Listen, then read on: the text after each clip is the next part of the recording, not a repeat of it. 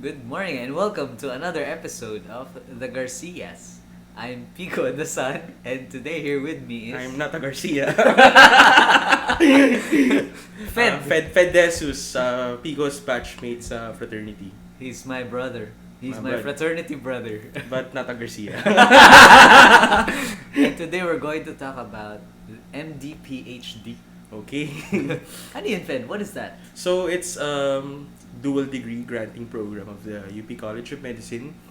It's an 8-year program that is designed and formulated to train physician scientists who are competent in the field of both basic clinical and translational research. So basically, medical doctors who are well equipped to tackle the many problems in medicine through engaging in research activities.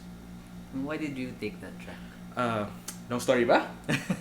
Wala kang cap dito, pre. Okay, so college ako, as any aspiring undergraduate student in biology, we all wanted to go with medicine, no? Tapos, kasi it was very glamorous field to pursue from the outside looking in, no?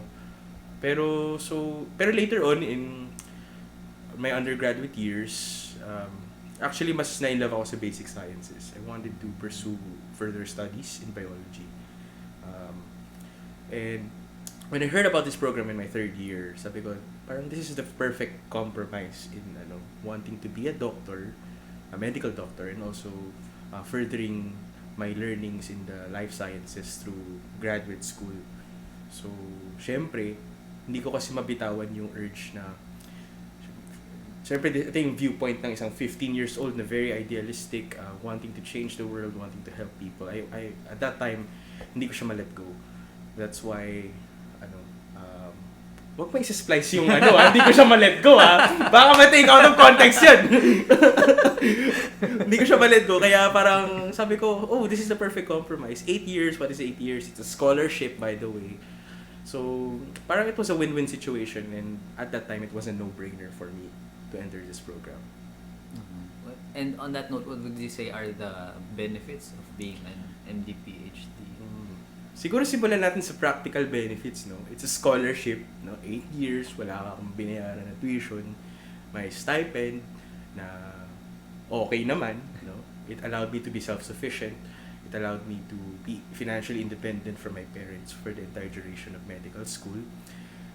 Yung opportunities din, no, napakalaga na first year ko sa program, may exchange program kami sa Japan, parang lagi kaming pinapa-attend ng mga trainings, mga seminars to further competencies in research and medicine, and also yung final research topic mo where in ma-engage ka sa isang science, sa isang project, no, that will really test your capabilities sa field sa molecular medicine. So in my case, sa microbiome studies ako. So, metagenomics. Marami akong learnings. And lastly, yung credentials, no? It's another doctor degree, essentially. It's 2 doctor degrees. It's good for your CV. In fact, of course, I've been planning for my life plans after graduation. Parang okay siya kasi pagpasok mo ng academe, associate professor ka na kaagad. So, ang daming benefits, yun nga lang, marami ding challenges. Yes, thank you. So yun. Ano pa ba? Yun, essentially yun naman talaga yung just being in the program. Okay. Maybe you'd like to tell our viewers maybe 1 or 2 challenges since you mentioned it already. Well, ang hirap kasi ng research talaga. Ang hirap talaga. There's no beating around the bush eh. Ang hirap talaga kasi hindi siya parang residency na hindi naman ako nalalas pag araw-araw. Hindi ako physically exhausted, but sobrang mentally taxing niya. The logistics of doing research, the intellectual competencies, the skills that you need to do research, parang it's an entirely different animal na experience ko after finishing med school. Yung transition sobrang ibang world kasi siya from medicine. So parang it was an entirely different set of skills that I had to learn and I had to master to hurdle through these final years in the program. Pangalawa, siguro yung feeling na maiiwan ka from your cohorts. Kasi, sabay tayo graduate ng college, 2014. ano ka, kasal ka na, third year resident ka na, graduating resident ka na ng pedya, ako, estudyante pa rin. Parang, come on, bro.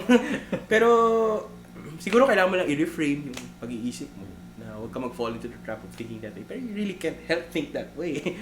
Na parang, shit, my peers are moving forward in their lives and I'm still a student. So, parang battling those insecurities has been a significant challenge as well.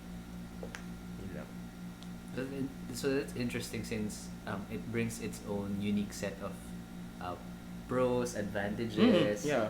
But at the same time, you also have a different set of As, challenges. As in all things in life. Parang, lagi naman may in and out ng mga bagay-bagay.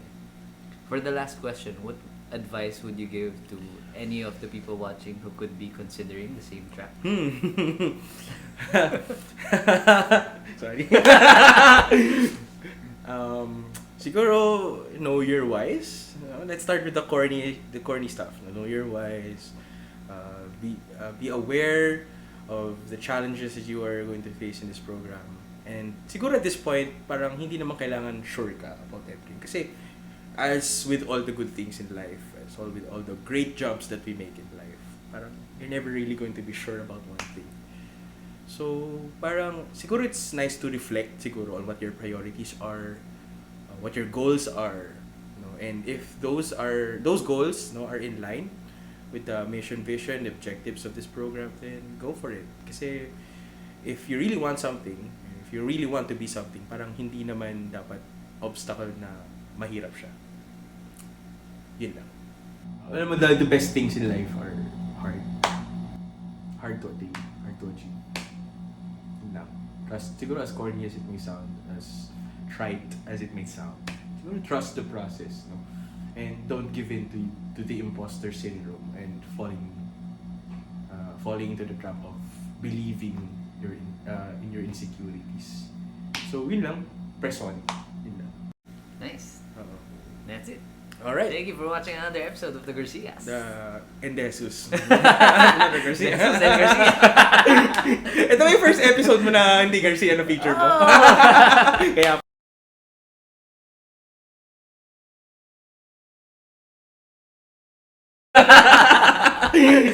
baka ma-take out of context yun. Tapos, kasi it was, pero ito yung viewpoint ng isang 15 years old. May exchange program kami sa Japan. It was a win-win situation and at that time, it was a no-brainer for me. Actually, mas na-in-love ako. That time, hindi ko siya ma-let go. Siyempre, hindi ko kasi mabitawan yung, it's an entirely different animal.